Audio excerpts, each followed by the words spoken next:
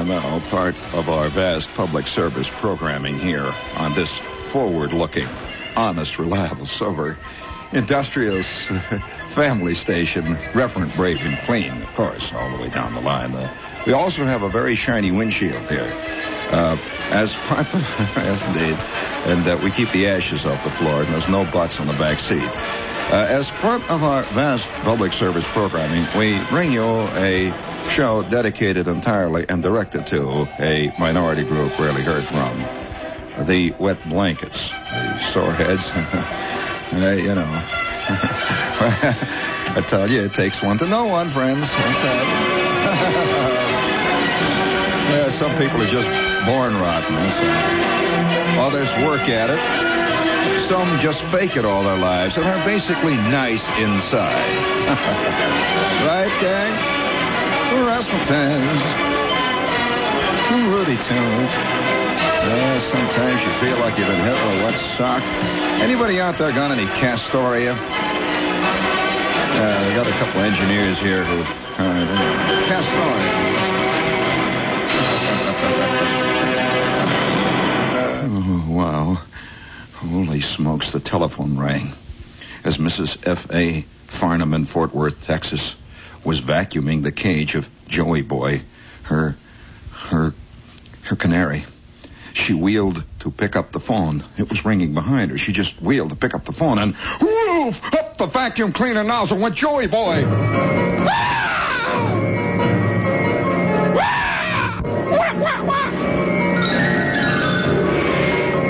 Oh, wow. Mrs. Farnham jerked the bag open, grabbed out her canary, and shook off a little dust. Joey Boy was still unrecognizable. She immediately stuck him under the faucet.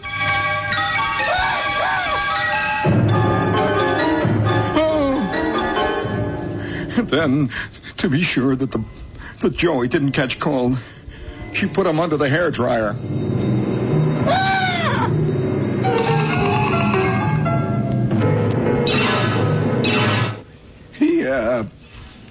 He hasn't been singing since then, Mrs. Farnham said, but, he's at least eating well.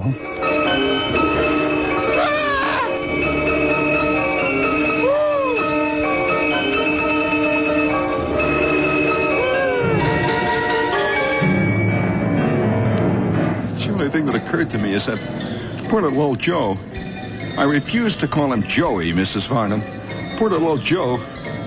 20 minutes after this fantastic fiasco, sitting there hanging out to his little perch, his little beak half open, his little eyes staring out into the darkness, trying to figure out what the hell happened.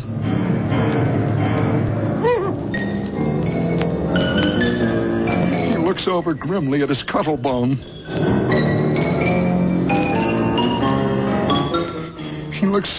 He looks dully over at his little plastic cup of water. He's just gone through the faucet.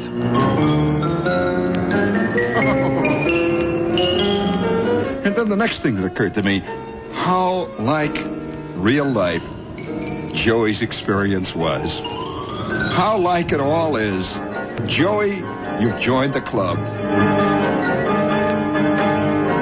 Right through the cleaners you went. After 40 minutes in the dust bag.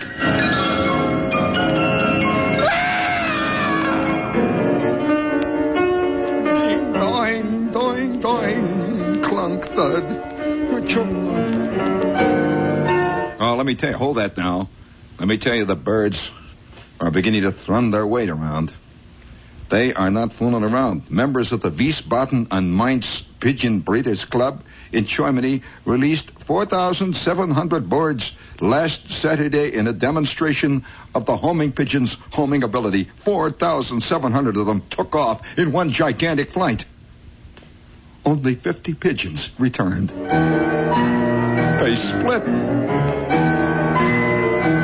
That means 4,650 pigeons just flew in the coop. Chirp, chirp, chirp, chirp. Well, our members are very sick, a spokesman in Germany said. We don't have no idea what could have happened to 4,650 pigeons. They just haven't come home. Yes, and how many of us, as we swirl through this veil of tears, would like to do just what them little pigeons did. Yes, fly the coop while they're demonstrating your homing abilities. Off you go. But no one ever bothered to ask a pigeon where his real or his spiritual home is. Is it? Yes. Who knows? Oh, I like real life. 14 high school boys played basketball for 24 hours. Straight, solid 24 hours without a moment's rest, without a moment's sleep, and then claimed the marathon basketball playing record, only to learn that the already established record was 25 hours. Somebody made a mistake. Oh, how like real life. How like it all. And so we salute the Wellsville, New York, I don't know. They're not a basketball team. Anybody that plays 24 hours and is trying for the record ain't a basketball team. They're there with the Birds, little Joey, and all the rest of us kids. It's a good lesson. You carry that through life. You're always going to be 1 hour short, or maybe 1 hour too long. It's all timing, friend.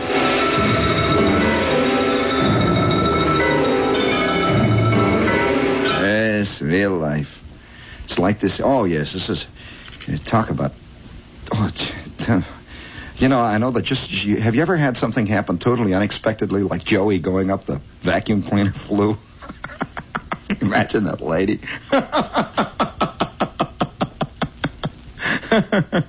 Well, I've known a couple of brief instances in my life where that unbelievable sinking sensation you can't... It's like the time, you know... How many of you ever had a high school graduation senior ring? Well, you know what a big deal that is. I mean, you know, from the time you're a freshman, and that's a 4-long-year haul, boy, and from the time you're a freshman, you see these big guys walking around with the big ring, you know, that big black ring with the gold and with the numbers all over it, and the seals and the scrolls and the candles burning and the lamp of learning. What a ridiculous thing. I think of my high school with a gold lamp of learning going.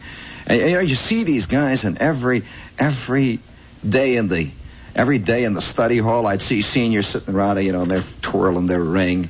And up to that point, the greatest ring I ever had was it was the Lucky Horseshoe Nail ring that I got from the Tomix people. Ralston, it was a Lucky Horseshoe ring. You know, once in a while, don't laugh, I'll tell you. Once in a while, I wish I had that Lucky Horseshoe ring, because they claim they work, you know, friends. They're made out of, you know, the nail that they use to put the shoes on horses. You don't get those shoes at Tom McCann's, you know. And they don't lace on. They nail them on. Isn't it awful? When I was a kid, I first learned out that they nailed shoes on the horses. I almost passed out, you know. They nail them on. You know, of course, you know, for years I had an idea that the horses, no wonder horses run fast, their feet hurt. And I remember Tommy. Oh, you know how I found it? Nobody ever talked about putting shoes on horses in the south side of Chicago. You know, a horse was a thing that went up and down on the merry-go-round. You know, once in a while you'd see a horse in a Buck Jones movie or a Gene Autry movie, but a real horse, you know, walking around a horse you can smell. You know, you know how horses smell. You know how horses smell? Well, a lot of people think they smell good. Well, you know. Listen, I know a lady who's got one of the gamiest dachshunds in Western civilization. She thinks he smells good, too, so it's very high. Oh, you get used to all kinds of things. And as a kid, you know, I was sitting out there every morning listening to the Ralston Tomix Straight Shooters. And every morning they would come, oh, it's Ralston time and I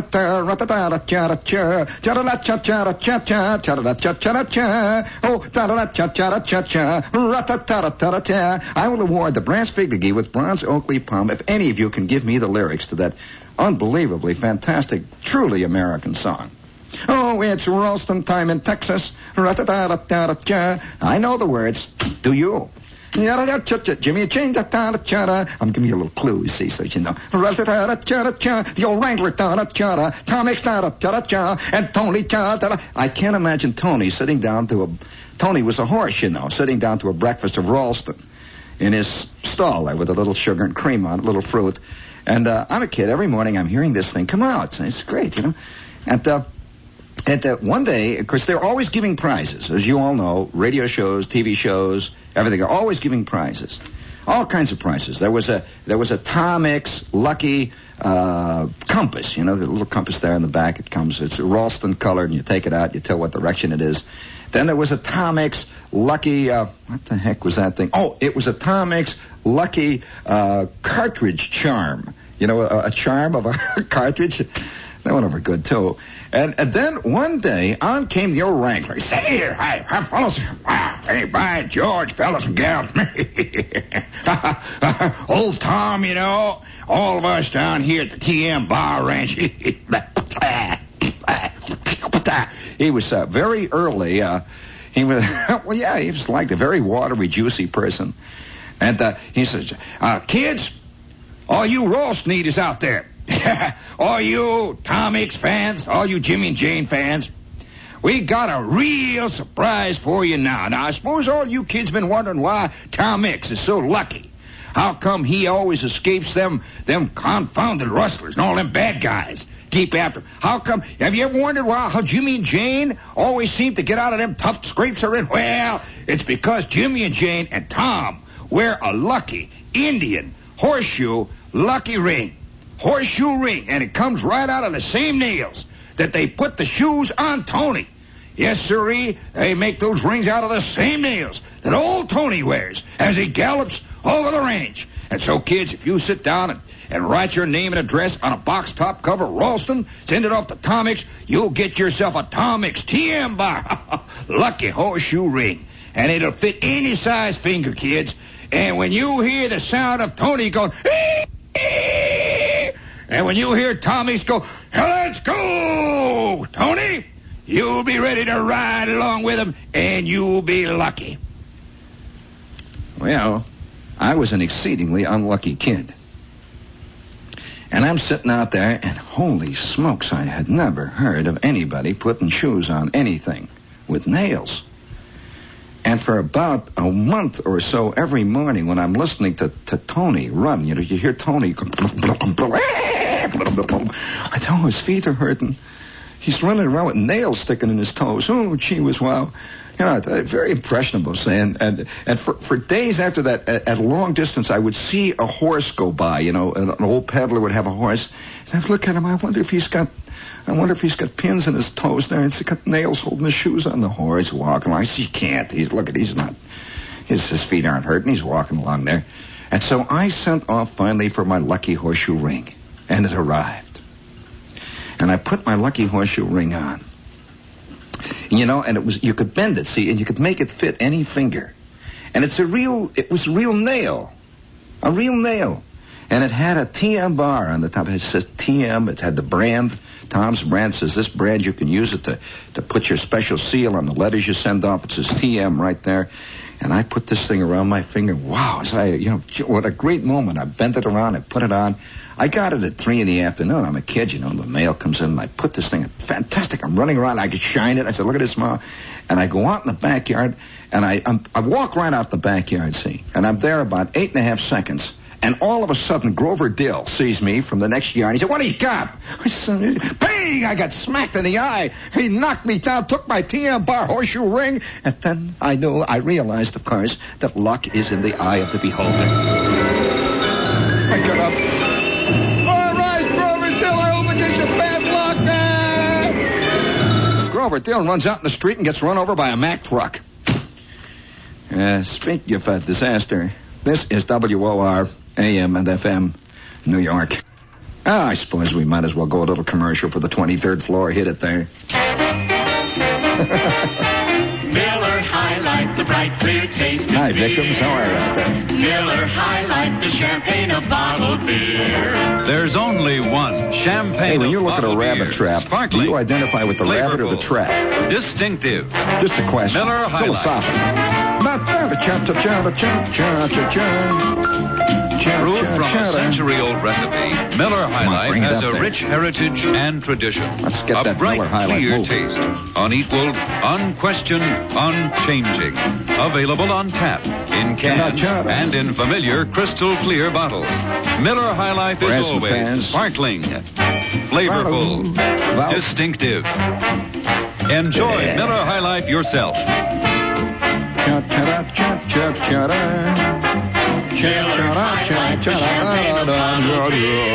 Yes, Miller Highlife, the champagne of bottled beer. Miller Highlife, we are for you forever and a day. Miller Highlife, we go all the way for you. It's a heck of a commercial. I wonder who that was on the other. Speaking of commercials here, we have Rover 2000, the magnificent English car, friends. Yes, sir, if you're beginning to get that itch, springtime's coming on, you want to get rid of the old crummy, rotten heap you've been driving since 1926, and you've been putting it off year after year, this is the car that you can drive to the year 2006. Magnificent machine. Moves like a shadow, like a ghost over the horizon. There you are in your Rover mobile with Robin beside you. Oh, excuse me, that's another show.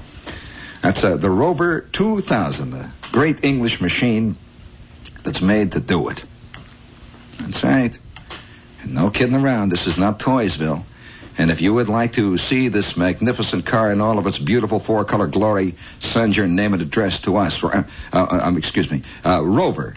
R-O-V-E-R. There's 3 R's. Rover 2000 in care of WOR AM and FM, New York.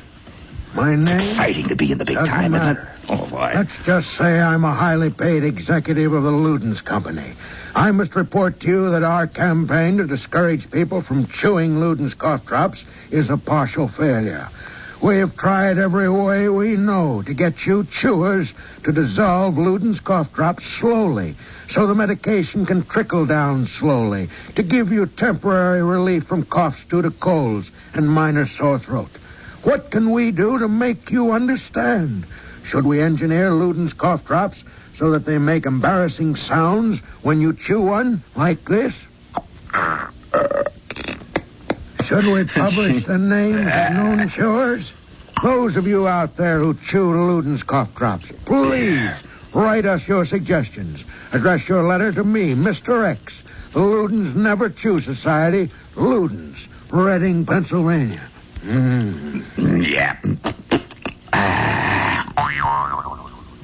Gee, what a cough drop. The cough drop that talks back.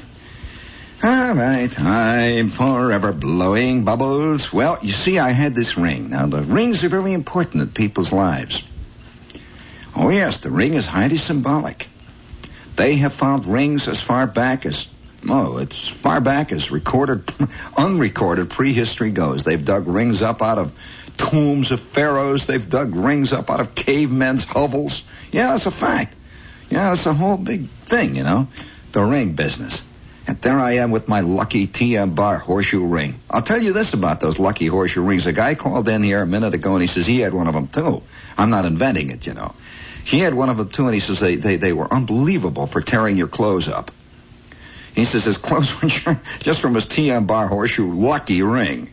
And it was, it fit any finger. Gargantua, it fit anybody's finger. Gigantic fingers. What's a nail? That nail. And the first thing that got me was when I got that nail, and it was a nail. It didn't come as a ring. See, it was a nail. And you bet it. They had a little instruction that says, bend this with pliers. Will fit any finger. Well, of course, it was another one of those. I've been taken again. I had to eat my way through a big family-sized box of Ralston to get that crummy nail. And, oh, boy, I'll tell you, have you ever had jewelry that turns your fingers green? Listen, you know that my finger is permanently a light blue-orange for years, ever since I had this ring.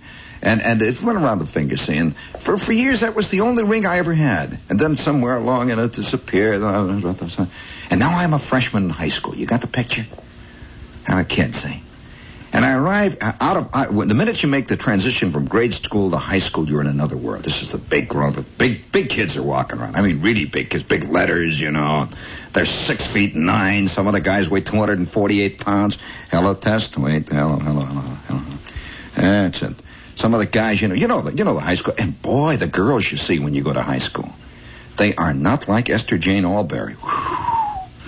Oh boy, there was a chick in our school. When I was a freshman, little kid, I just out of 8th grade, and I'm walking around, and I'm just sort of like a pimple with feet yet, and I'm a little kid. I'm walking around, 3,000 kids in the high school, and I am running up and down the halls and up and down the stairways, and they're very official, and I buy myself a notebook, and I write my name all over the front of it, little tags, the little stickers you get down at the bookstore with school colors and all kinds of little jazzy things all over it.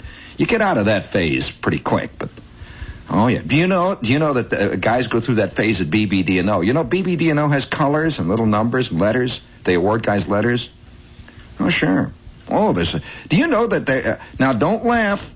I'll never forget the time I couldn't believe my ears. I sat in a meeting. I was brought in under false pretenses. I was a spy. I've been a double agent in many ways. In fact, I feel like I'm a double agent in life. And I'm a kind of a spy, see? And I was brought in by this salesman in this organization. Now, don't tell anybody that I'm telling you this, because they wouldn't want it to get out.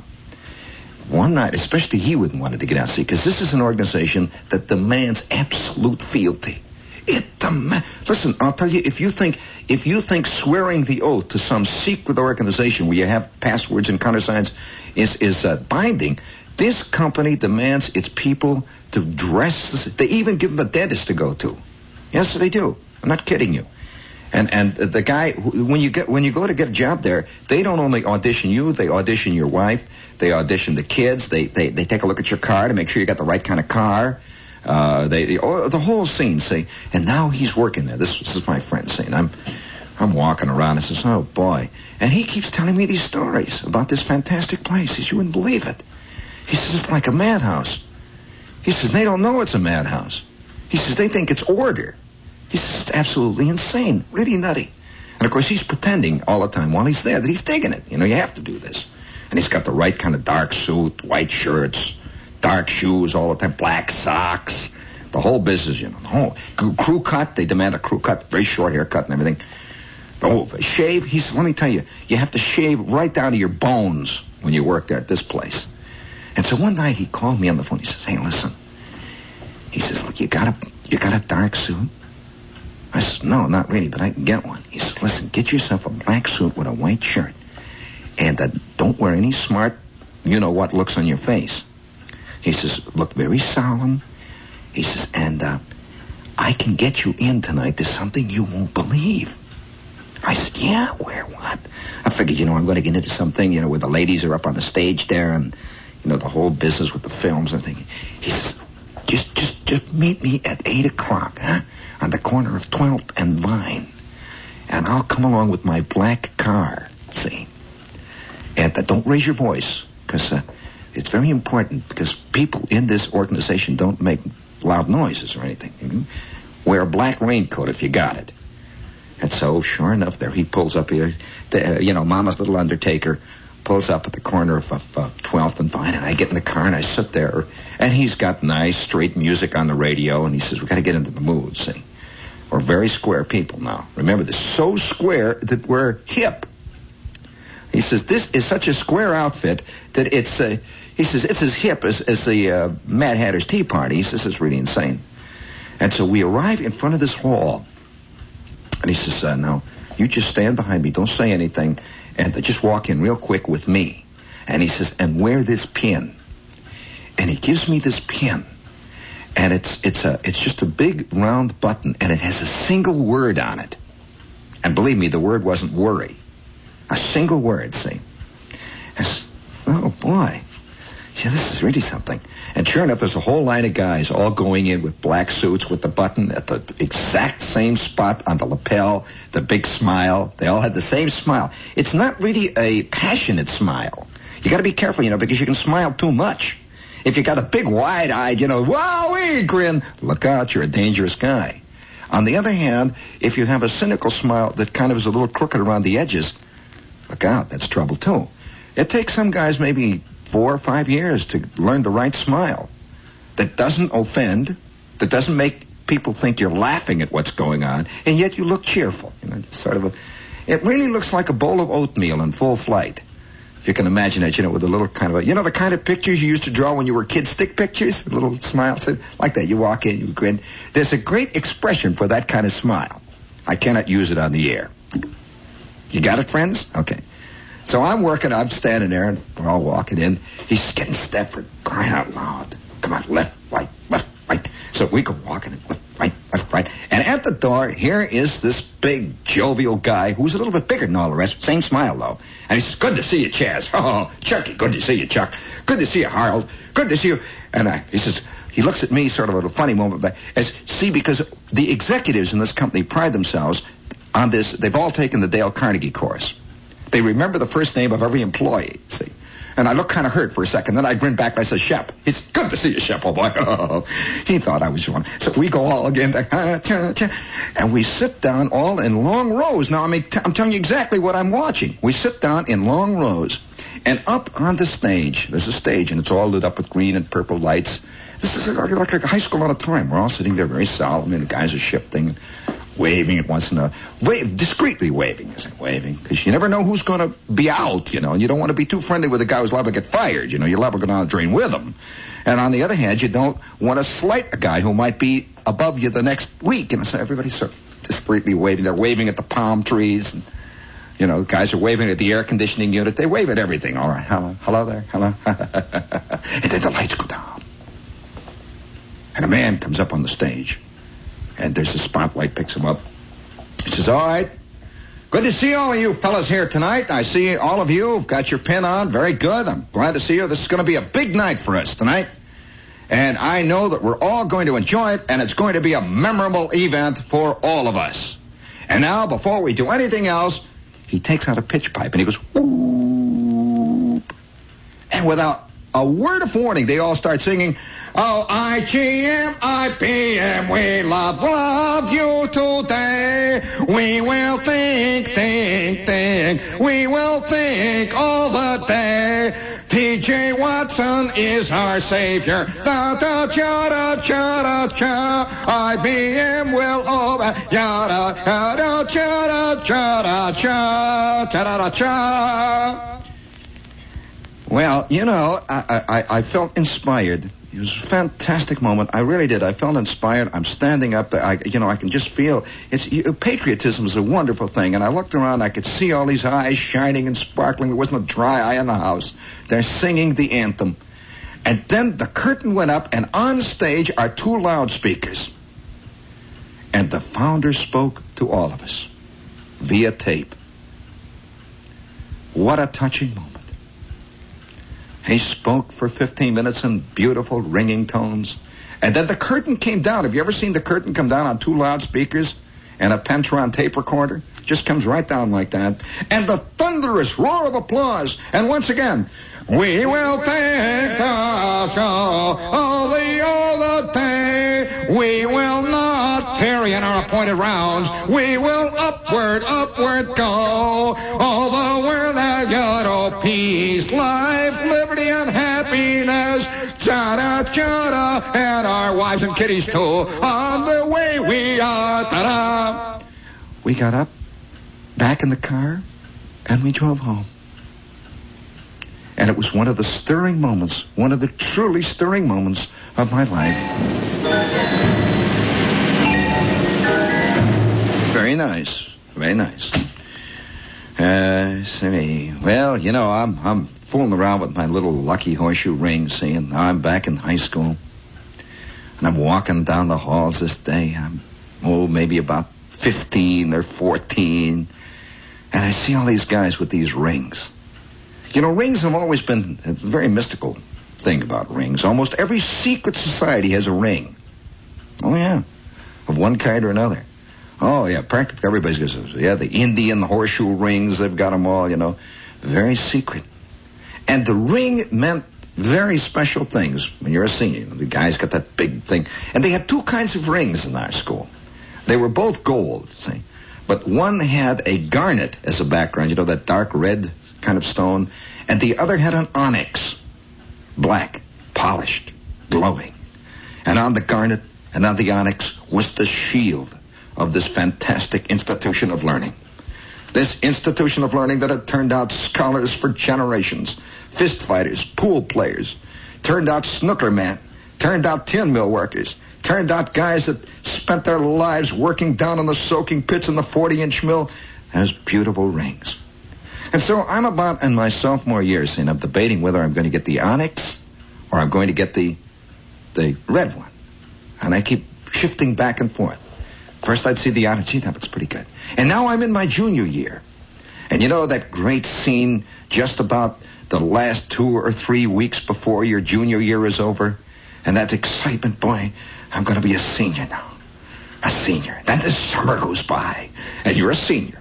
All right, George, you're a big-time guy. You're playing tennis. You don't fool around in the backyard anymore with marbles, any of that kind of jazz. And you don't, if you play the real stuff, you're tennis, and you're dating girls, and you're driving around in your Ford and all that stuff.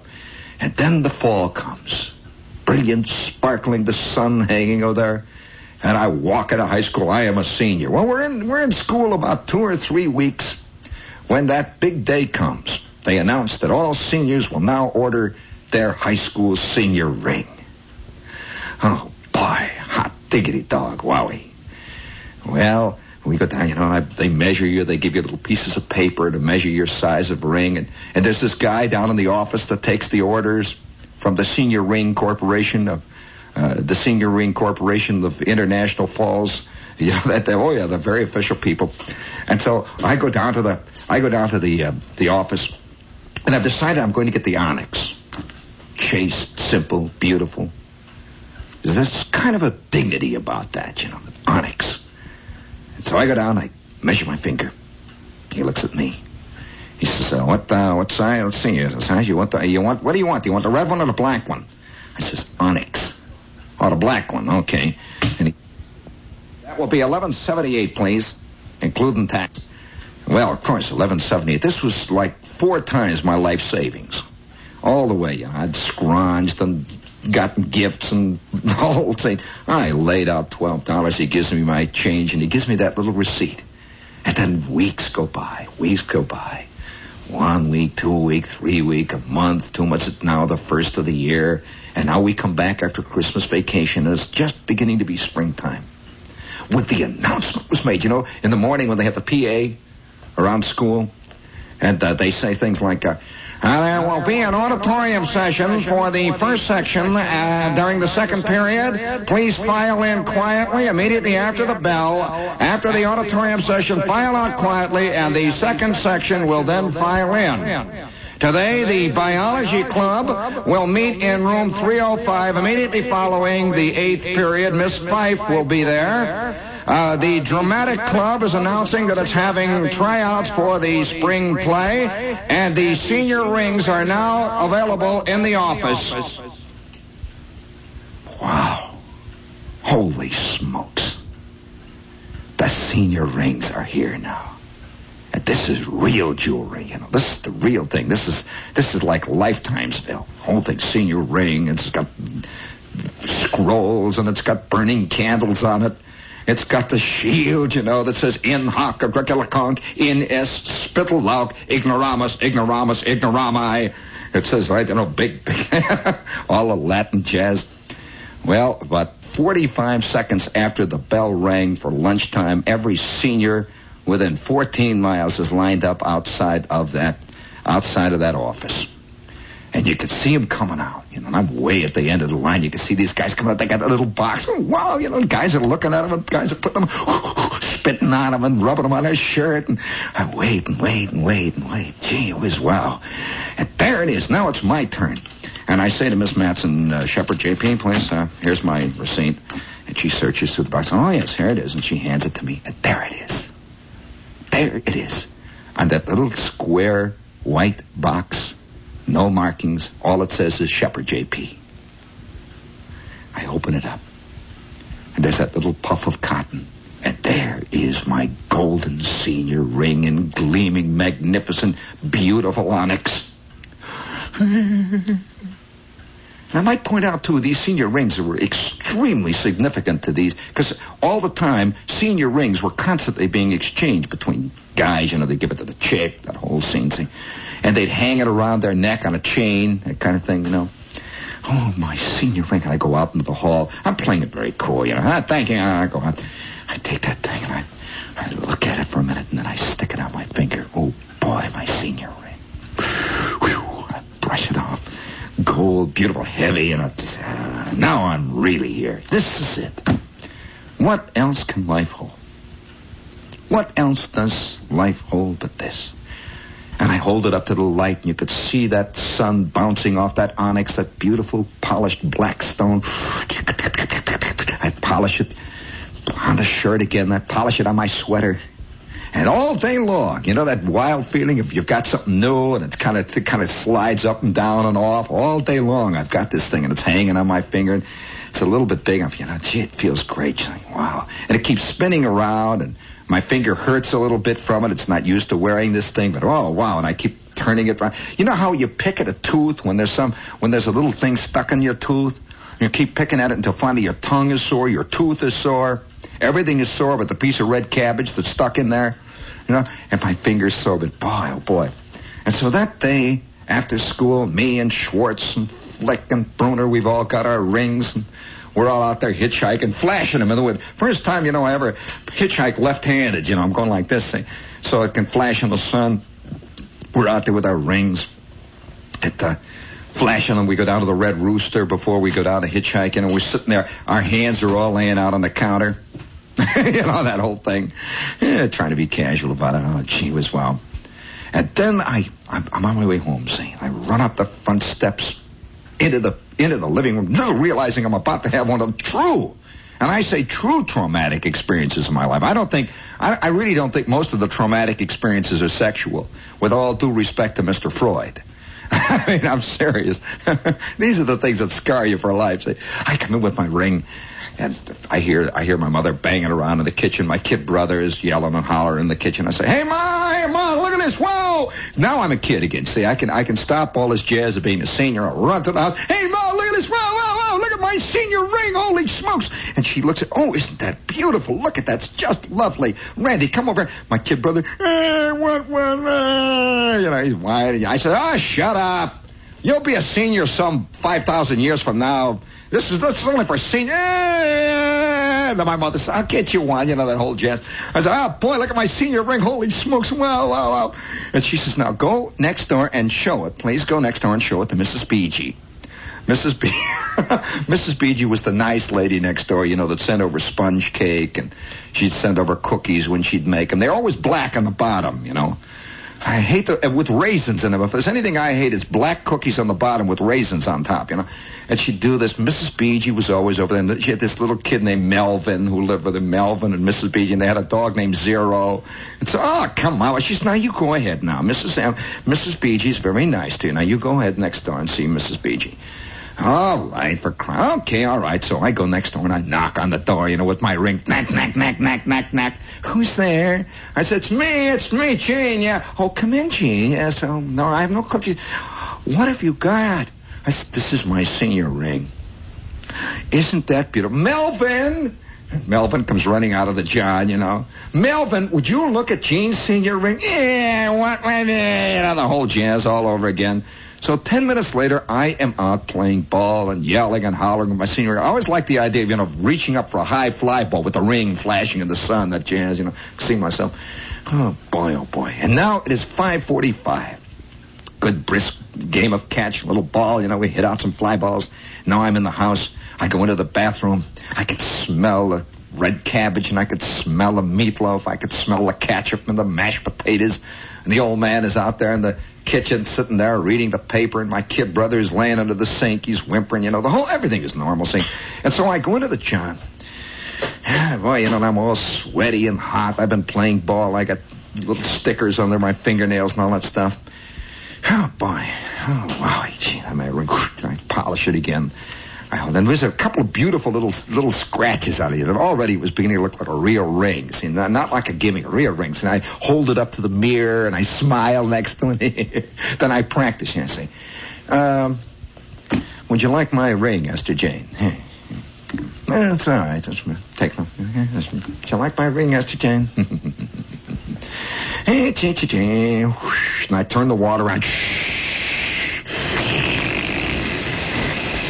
And the hot water's pouring down in there, and I get the soap, and I stick my hands into the water. I'm going to wash my hands.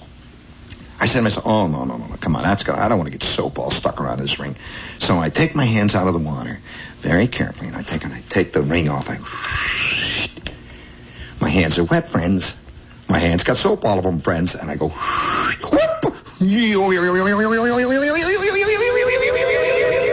the ring goes up in the air. I make a grab for it. It goes doink, doink, doink, doink, doink, doink, doink, doink. It bounces 3 times on the tile. You know the tile on the bathroom floor? Doinkity, doinkity, doinkity, doinkity, doinkity, doink, doink. And right into the hot air register. And I can hear it going all the way down the pipes.